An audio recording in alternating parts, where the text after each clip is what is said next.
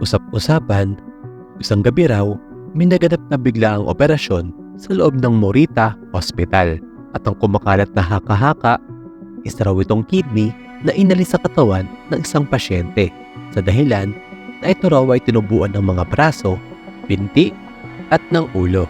Ayon sa mga kwento ay hanggang ngayon raw ay nagpaparamdam pa rin ito sa loob ng ospital.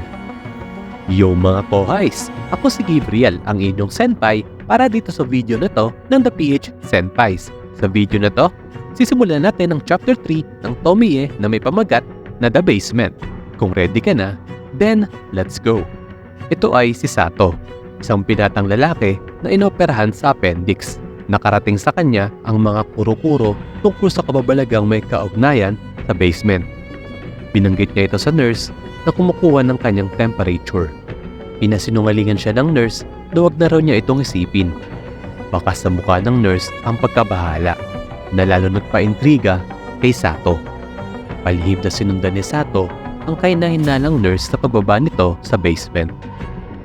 Dahan-dahan bumaba ng hagdan si Sato papunta sa misteryosong silid na yon. Sa likod ng pinto, narinig niyang nag-uusap ang direktor ng Morita Hospital, si Dr. Tamura, at ng nurse na sinundan niya.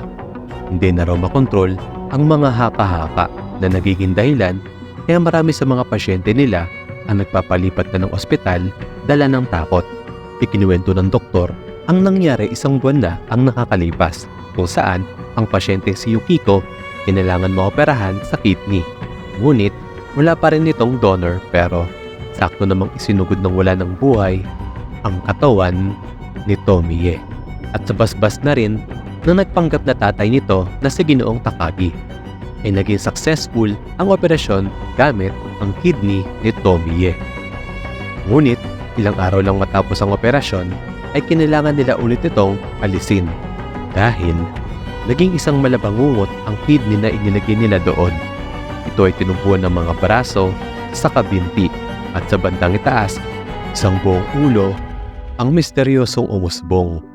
Upang matanggal nila ito sa katawan ni Yukiko, ay minabuti nilang putulin ang ulo mula sa kidney. Pero ang kanilang pinangangamba ay sa pagdaan ng mga araw ay unti-unti nagre-regenerate ang parte na kanilang pinutol.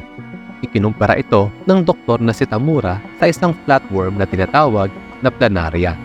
Ito ay isang uri ng bulate kung saan pag pinutol mo ito ng ilang piraso at ang bawat piraso na yon ay magre-regenerate at magkakaroon ng sariling buhay.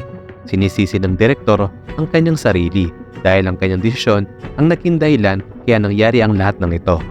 Matapos marinig ni Sato ang usapan ng dalawa sa basement, ay umakyat na ito at hinanap ang kwarto na kinaroroonan ni Yukiko. Wala pang ilang sandali ay nagmamadaling pumasok ang direktor para pagalitan si Yukiko. Tila di napansin ng direktor si Sato kaya patago itong umalis sa kwartong iyon.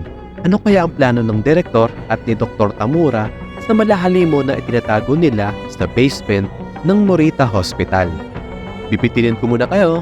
Gusto nyo ba ng mga shoutout? Type kayo dyan sa baba at babasahin ko yan sa mga susunod na video. Like, comment, and share. Muli, ako si Gabriel ng The PH Senpais. Arigato, thanks!